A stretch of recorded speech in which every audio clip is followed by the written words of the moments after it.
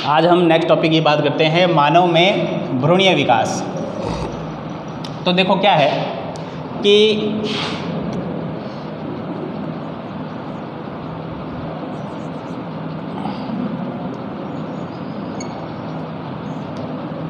मैथुन क्रिया के पश्चात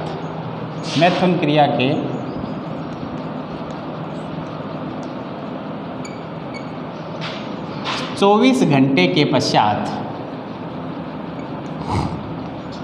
क्या होता है, जो निषेचन की प्रक्रिया है वह संपन्न हो जाता है। यानी निषेचन है वो हो जाता है कब कि मैथुन क्रिया जो समाप्त होती है, मैथुन क्रिया के 24 घंटे के बाद में निषेचन की प्रक्रिया संपन्न हो जाती है। अतः हम कह सकते हैं कि निषेचन की प्रक्रिया संपन्न हो रही है तो किसका निर्माण हो गया है, युग्मनज का। तो क्या हुआ, मैथुन क्रिया के पश्चात 24 घंटे के बाद में क्या हो गया है, युग्मनज का निर्माण हो जाता है। अब जो युग्मनज बना है, मैथुन क्रिया के 24 घंटे के पास युग्मनज बना है, यह युग्मनज जो है 48 घंटे के बाद, मैथुन के 48 घंटे के बाद क्या है कि जो युग्मनज है इसमें विदलन होता है। विदलन मतलब जो प्रारंभिक समसूत्री विभाजन है वो होता है, और जो युग्मनज है इस विदलन के कारण किस में बदल जाता है, द्विकोशिक अवस्था में। युग्मनज जो एक कोशिकीय अवस्था होती है वह 48 घंटे के बाद विदलन की प्रक्रिया के द्वारा द्विकोशिक अवस्था में बदल जाता है। ठीक है। अब सबसे पहले क्या हुआ कि मैथुन क्रिया के 24 घंटे के पश्चात निषेचन के द्वारा युग्मनज का निर्माण होता है। 48 घंटे के बाद विदलन की प्रक्रिया के द्वारा युग्मनज है वो द्विकोशिक अवस्था में बदल जाता है। द्विकोशिक अवस्था से नेक्स्ट अवस्था आ जाती है मोरूला। द्विकोशिक अवस्था से मोरूला अवस्था आ जाती है 3 दिन बाद। 3 दिन बाद क्या हो जाता है, जो द्विकोशिक अवस्था थी उससे मोरूला का निर्माण हो जाता है। इसी प्रकार चौथे दिन क्या होता है, चौथे दिन क्या होगा कि जो मोरूला से निर्माण हो जाता है कोरक पुट्टी का, और यह कोरक पुट्टी क्या करती है, गर्भाशय में प्रवेश कर जाती है। गर्भाशय में प्रवेश कर जाती है। नेक्स्ट, कोरक पुट्टी गर्भाशय में प्रवेश कर गई, 4 दिन हो गए। इसके बाद 7वें या 8वें दिन जो रोपण की जो प्रक्रिया है यह संपन्न हो जाता है। ठीक है। तो हम बात क्या कर रहे हैं, हम कह रहे हैं कि मानव में भ्रूण का विकास किस प्रकार से हो रहा है। तो उसमें हम पहले बात करते हैं जैसे कि प्रथम सप्ताह।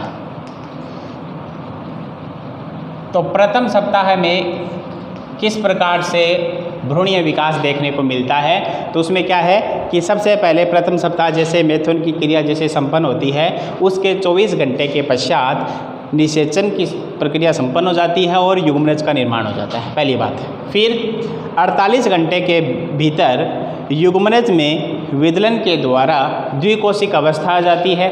फिर द्विकोशिक अवस्था से मोरूला का निर्माण हो जाता है लगभग 3 दिन में। चौथे दिन जो कोरक पुट्टी बनती है मोरूला से, यह कोरक पुट्टी गर्भाशय में प्रवेश कर जाती है और सप्ताह के अंत तक लगभग 7वें या 8वें दिन जो रोपण है यानी कोरक पुट्टी है वह गर्भाशय में स्थापित होती है, तो रोपण की प्रक्रिया संपन्न हो जाती है। ये सभी विकास देखने को मिलता है प्रथम सप्ताह में। अब बात करते हैं कि द्वितीय सप्ताह में किस प्रकार से विकास होता है।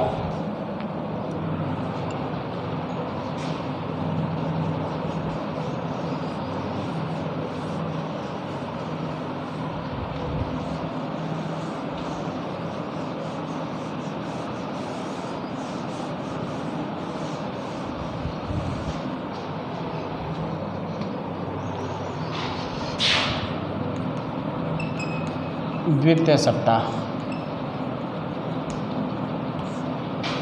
तक विकास। तो द्वितीय सप्ताह तक विकास की बात करते हैं तो क्या है कि द्वितीय सप्ताह तक जो कोरक पुट्टी है, जो कोरक पुट्टी है, ये क्या करती है, गर्भाशय के अंतस्तर में स्थापित हो जाती है।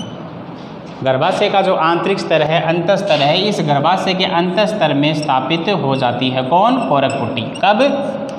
द्वितीय सप्ताह तक। साथ में क्या होता है कि जो कोरक पुट्टी गर्भाशय के अंतस्तर में स्थापित हो गई है, तो इस कोरक पुट्टी के चारों तरफ, या हम कहें जो विकसित होने वाला भ्रूण है, इसके चारों तरफ जो अतिरिक्त भ्रूणीय झिल्लियाँ हैं, अतिरिक्त भ्रूणीय झिल्लियाँ, इनका विकास हो जाता है। जो एक्स्ट्रा एम्ब्रियोनिक मेम्ब्रेन जो है, यह भ्रूण के चारों ओर विकसित हो जाती है। दूसरे सप्ताह के अंत तक, या हम कहें कि 14वें दिन, क्या होता है कि भ्रूण के अंदर जो आदि रेखा है, प्रीमिटिव स्ट्रिक जो है, आदि रेखा, इस आदि रेखा का क्या हो जाता है, निर्माण हो जाता है। कब? 14वें दिन। दूसरे सप्ताह के अंत में 14वें दिन आदि रेखा का निर्माण हो जाता है भ्रूण में। तो द्वितीय सप्ताह के अंदर कौन कौन से विकास देखने को मिले? एक तो जो कोरक पुट्टी थी, जो गर्भाशय में प्रवेश कर रही थी, वह गर्भाशय के अंतस्तर में स्थापित हो जाती है। भ्रूण के अंदर अतिरिक्त भ्रूणीय झिल्लियाँ हैं, वो विकसित हो जाती है, और 14वें दिन आदि रेखा का निर्माण हो जाता है। अब नेक्स्ट बात करते हैं तीसरे सप्ताह से छठे सप्ताह तक।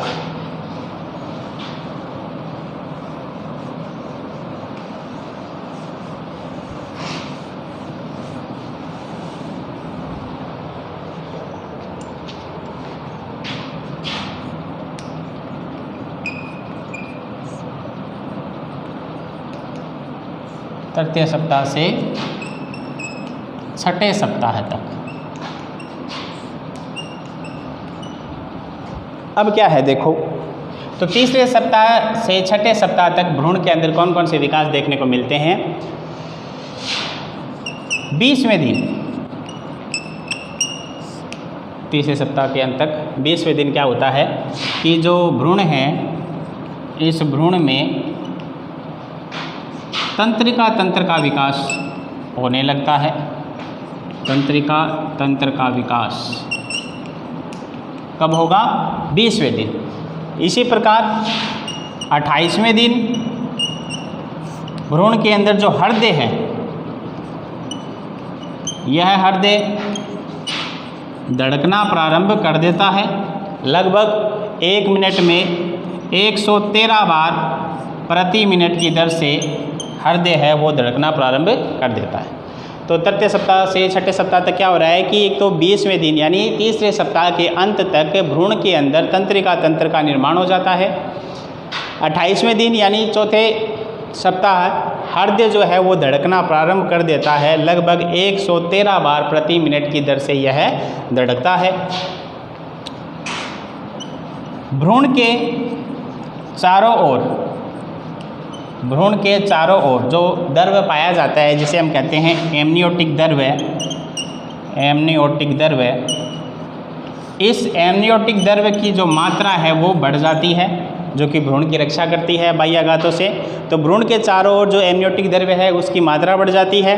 इसी प्रकार भ्रूण के अंदर जो गुर्दा है, गुर्दे व जो फुफ्फुस है, ये दिखाई देने प्रारंभ हो जाते हैं, दिखाई देना प्रारंभ हो जाते हैं। तो तीसरे से छठे सप्ताह तक क्या देखने को मिला कि जो भ्रूण है 20वें दिन इसके अंदर तंत्रिका तंत्र का विकास हो जाता है। 28वें दिन जो है हृदय धड़कना प्रारंभ करता है, जो कि लगभग 1 मिनट में 113 बार प्रति मिनट की दर से धड़कता है। भ्रूण के चारों ओर पाया जाने वाला जो एमनियोटिक द्रव्य है इसकी मात्रा बढ़ जाती है, और साथ में जो किडनी और जो लंग्स है, फुफ्फुस है, ये दिखाई देना प्रारंभ कर जाते हैं। कब तक? तीसरे सप्ताह से छठे सप्ताह के अंत तक ये सब विकास भ्रूण में देखने को मिलते हैं। अब बात करते हैं छठे से 8वें सप्ताह तक क्या क्या विकास देखने को मिलता है।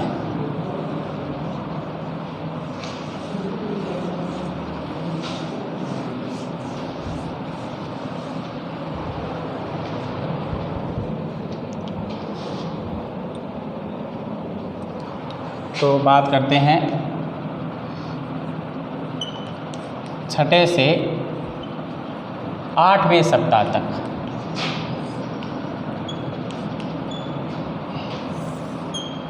तो देखो छठे सप्ताह में क्या होता है कि एक तो जो भ्रूण है, इस भ्रूण के अंदर जो बाह्य कर्ण है, बाह्य कर्ण जो है, ये बाह्य कर्ण दिखाई देने लगते हैं। छठे सप्ताह में क्या है कि जो भ्रूण है, इस भ्रूण के अंदर जो बाह्य कान जो है यह दिखाई देने प्रारंभ हो जाते हैं। छठे सप्ताह के अंदर ही क्या होता है कि जो भ्रूण के अंदर जो यकृत है, इस यकृत के अंदर आरबीसी का निर्माण, जो रेड ब्लड कार्पल्स है, इस आरबीसी का निर्माण जो है वो प्रारंभ हो जाता है। यकृत के अंदर आरबीसी का निर्माण है वो छठे सप्ताह में प्रारंभ हो जाता है। इसी प्रकार डायाफ्राम व स्तनाग्रों का विकास, डायाफ्राम व स्तनाग्रों का विकास भी प्रारंभ हो जाता है। कब? छठे सप्ताह में। तो छठे सप्ताह के अंदर एक तो भ्रूण के अंदर जो बाह्य कर्ण है वो दिखाई देने लगते हैं। छठे ही सप्ताह के अंदर यकृत के अंदर आरबीसी का निर्माण प्रारंभ हो जाता है और इसी प्रकार से डायाफ्राम और स्तनाग्रों का विकास भी छठे सप्ताह तक प्रारंभ हो जाता है। सातवें सप्ताह की बात करें तो सातवें सप्ताह में क्या है कि सातवें सप्ताह तक जो भ्रूण है, इस भ्रूण के अंदर अस्थि निर्माण की प्रक्रिया, अस्थि निर्माण की प्रक्रिया जो है वो प्रारंभ हो जाती है। अस्थि निर्माण की प्रक्रिया प्रारंभ हो जाती है। इसी प्रकार आठवें सप्ताह तक क्या होता है कि एक तो जो भ्रूण का जो हृदय है, यह हृदय पूर्ण विकसित हो जाता है। हृदय है पूर्ण विकसित हो जाता है और आठवें सप्ताह का जो हृदय होता है, यह हृदय 1 मिनट में 167 बार प्रति मिनट की दर से धड़कता है। 167 बार प्रति मिनट की दर से हृदय धड़कना प्रारंभ कर देता है। कब? 8वें सप्ताह तक। इसी प्रकार 8वें सप्ताह में जो भ्रूण है, 8वें सप्ताह का जो भ्रूण है, इस भ्रूण का जो नाक नक्शा है, मतलब बिल्कुल ही किसके समान दिखने लगता है, जो नवजात शिशु जो होता है, नवजात शिशु, इस नवजात शिशु के समान ही भ्रूण के अंदर जो नाक नक्शे हैं वो स्पष्ट हो जाते हैं। कब? 8वें सप्ताह तक।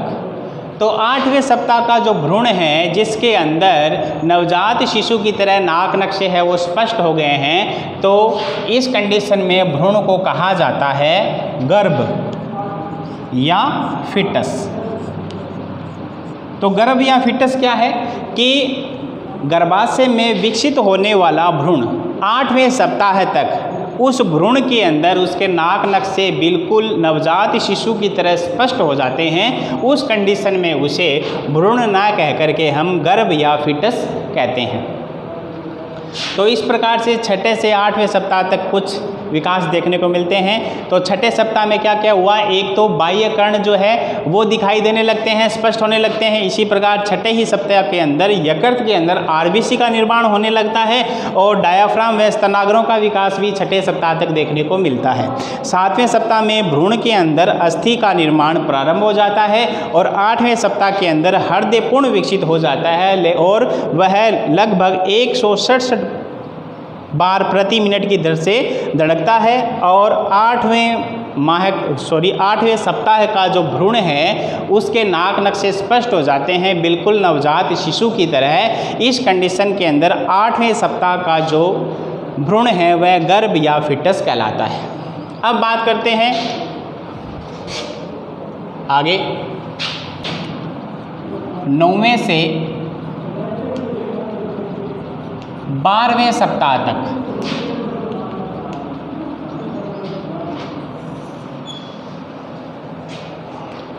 तो देखो क्या है कि एक तो 9वें सप्ताह तक आते आते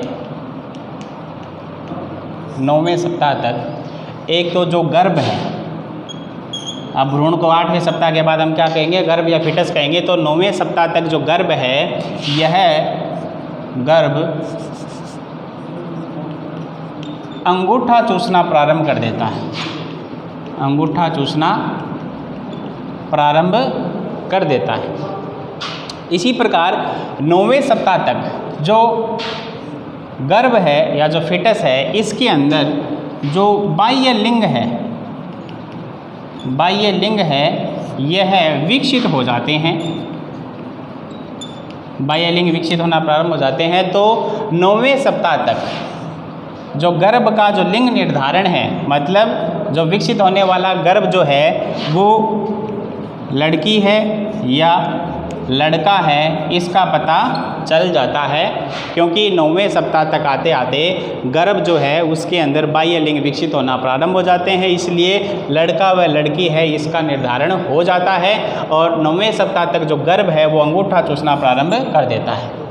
इसी प्रकार 9वें व 10वें सप्ताह तक, 9वें व 10वें सप्ताह तक क्या होता है कि जो गर्भ है, इस गर्भ का जो भार है वह लगभग 75% तक क्या हो जाता है, बढ़ जाता है। 9वें 10वें सप्ताह तक क्या हो रहा है कि जो गर्भ का जो भार है वो 75% तक बढ़ जाता है। अब बात करते हैं 10वें से 11वें सप्ताह तक। तो 10वें सप्ताह तक क्या हुआ, जो गर्भ है, इस गर्भ के अंदर जो अंगुलियां हैं और जो नाखून है,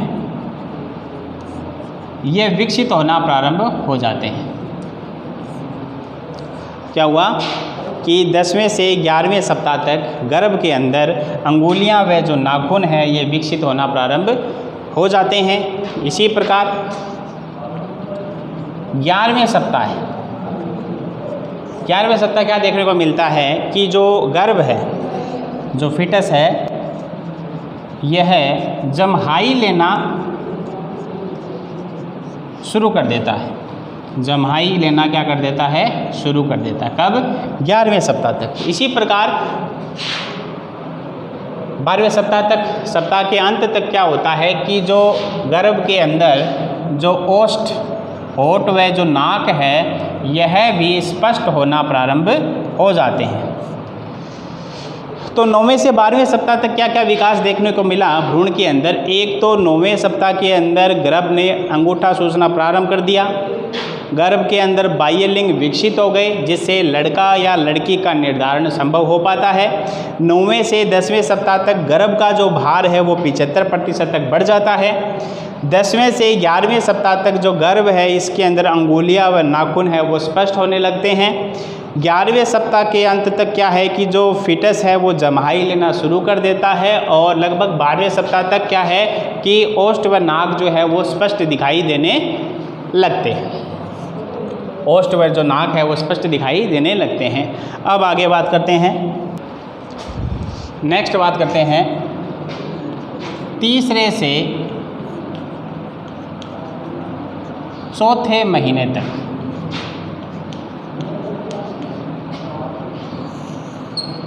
तो देखो तीसरे से चौथे महीने तक क्या क्या भ्रूण के अंदर विकास देखने को मिलते हैं। एक तो जो गर्भ है, इस गर्भ के मुंह में स्वाद नलिकाओं का विकास प्रारंभ हो जाता है।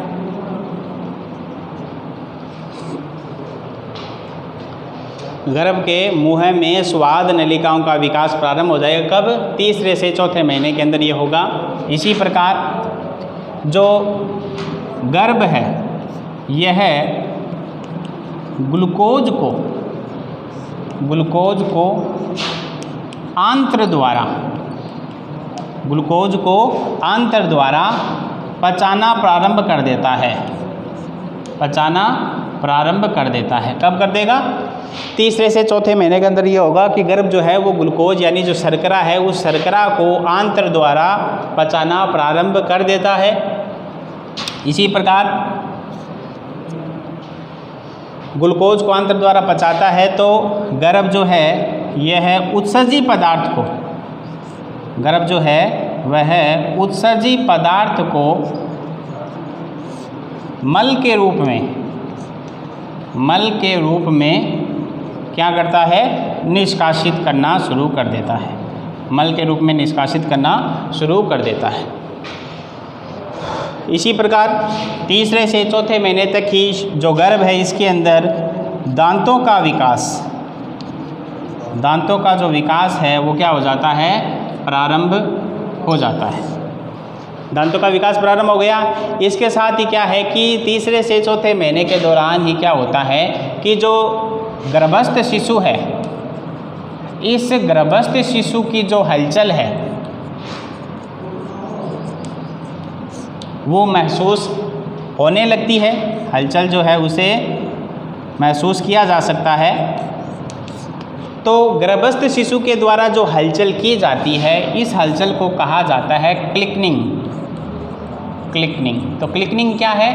तो क्लिकनिंग क्या है कि तीसरे से चौथे महीने तक विकसित होने वाला जो गर्भ है उसके द्वारा माता के गर्भाशय के अंदर हलचल करना प्रारंभ हो जाता है, जिसे हम क्लिकनिंग कहते हैं। और जो गर्भस्थ शिशु है, यदि यह गर्भस्थ शिशु क्या है? बालिका है, लड़की है, तो इसके द्वारा जो की जाने वाली जो हलचल है जिसे हम क्लिकनिंग कहते हैं ये क्या होती है?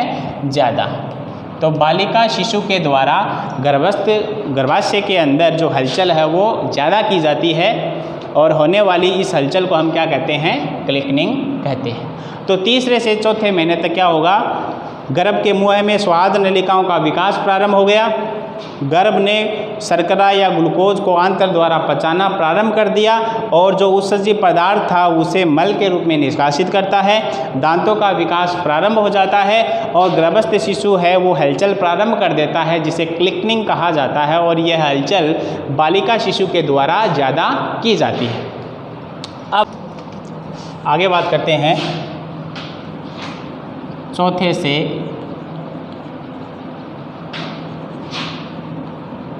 छठे महीने तक। तो देखो चौथे से छठे महीने तक गर्भस्थ शिशु में क्या क्या विकास देखने को मिलेंगे। एक तो जो गर्भस्थ शिशु है इसके अंदर श्वसन नलिकाओं का जो विकास है यह प्रारंभ हो जाता है। श्वसन नलिकाओं का विकास प्रारंभ हो जाता है। चौथे से छठे महीने तक जो गर्भ है यह सफ़ेद रंग के द्रव से ढक जाता है। सफ़ेद रंग के द्रव से ढक जाता है जिसे कहा जाता है वर्निक्स। क्या कहते हैं? वर्निक्स। चौथे से छठे महीने के विकास के दौरान जो गर्भ है वो सफ़ेद रंग के द्रव से ढक जाता है जिसे वर्निक्स कहते हैं। इसी प्रकार छठे महीने तक क्या है? छठे महीने तक जो गर्भ है इसके सिर पर जो बाल है वो आना प्रारंभ हो जाते हैं। बाल उगना है वो प्रारंभ हो जाते हैं। कब? छठे महीने तक। तो क्या क्या हुआ? चौथे से छठे महीने तक एक तो श्वसन नलिकाओं का विकास प्रारंभ हो जाता है।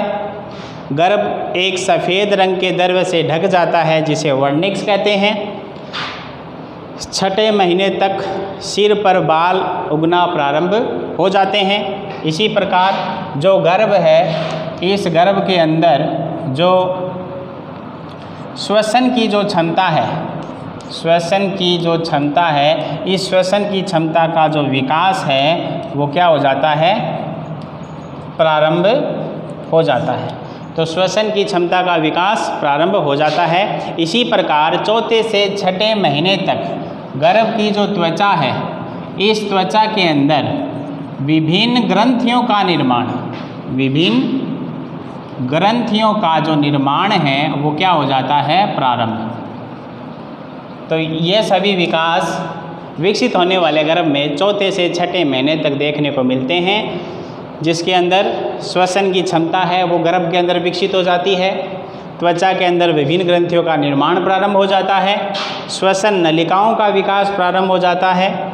गर्भ सफ़ेद रंग के द्रव्य से ढक जाता है जिसे वर्निक्स कहते हैं। और सिर पर छठे महीने तक जो बाल हैं वो आना प्रारंभ हो जाते हैं। तो ये सभी विकास देखने को मिलते हैं। अब आगे बात करते हैं छठे महीने से जन्म तक क्या क्या विकास देखने को मिलते हैं। एक तो जो गर्भ है यह है, इसके अंदर जो पलकें हैं वो झपकाना शुरू हो जाती है। ठीक है, यानी जो पलकें हैं वो झपकना है वो प्रारंभ कर देता है छठे महीने के दौरान। इसी प्रकार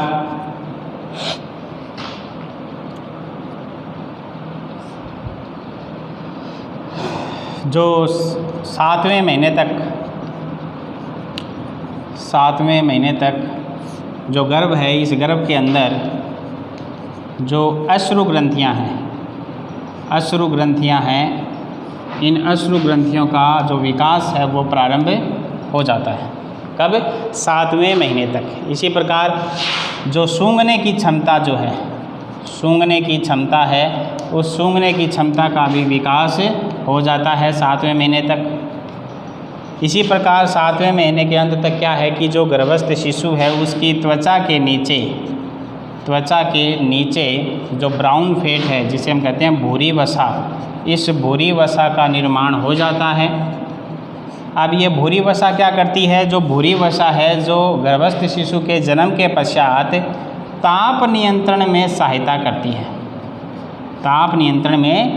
करती है। तो क्या है कि एक तो छठे महीने से जैसे जैसे विकास आगे बढ़ेगा तो एक तो गर्भस्थ शिशु है वो पलकें झपकाना प्रारंभ कर देता है। सातवें महीने तक अश्रु ग्रंथियों का विकास हो जाता है। सूंघने की क्षमता है वो विकसित होने लगती है। और इसी दौरान त्वचा के नीचे भूरी वसा जो ब्राउन फेट है उसका निर्माण प्रारंभ हो जाता है, जो कि ताप नियंत्रण में सहायता करती है। इसी प्रकार आठवें महीने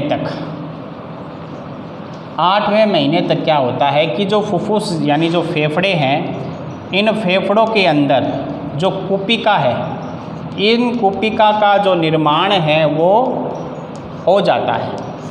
आठवें महीने तक फुफ्फुस के अंदर कुपिका का निर्माण हो जाता है। इसके पश्चात नौवें महीने के अंत तक क्या है कि जो गर्भ है, इस गर्भ का जो विकसित गर्भ है, इस विकसित गर्भ की जो अपरा है, इस अपरा से एस्ट्रोजन हार्मोन स्रावित होता है। क्या स्रावित होता है? एस्ट्रोजन हार्मोन स्रावित होता है। यह हार्मोन क्या करता है? यह हार्मोन माता के गर्भाशय में क्या उत्पन्न करता है? संकुचन उत्पन्न करता है, जिसके फलस्वरूप विकसित होने वाला जो गर्भ था, जो विकसित हो गया है, उसका क्या हो जाता है? जन्म हो जाता है। तो इस प्रकार से छठे महीने से जन्म तक विकास देखने को मिलते हैं, जिसमें गर्भ ने पलकें झपकाना प्रारंभ कर दिया है। सातवें महीने तक अश्रु ग्रंथियों का विकास हो जाता है। सूंघने की क्षमता भी विकसित हो जाती है। त्वचा के नीचे ब्राउन फेट का निर्माण हो जाता है, जो कि ताप नियंत्रण के अंदर भूमिका निभाता है। आठवें महीने तक जो फुफ्फुस है उसके अंदर कुपिका का निर्माण हो जाता है। इसी प्रकार जो गर्भ जो है, इसके अंदर जो चेहरे की जो अभिव्यक्ति है इसे बदलने की क्षमता आ जाती है। यानी जो चेहरे की अभिव्यक्ति है इसे यह बदलने लगता है। और जब गर्भस्थ शिशु पूर्ण विकसित हो जाता है तो उस दौरान गर्भ की जो अपरा है उसके द्वारा एस्ट्रोजन हार्मोन स्रावित होता है, जो कि माता के गर्भाशय के अंदर संकुचन उत्पन्न करता है, जिसके फलस्वरूप गर्भस्थ शिशु जो पूर्ण विकसित हो गया है उसका जन्म हो जाता है। तो इस प्रकार मानव के अंदर भ्रूणीय विकास देखने को मिलता है।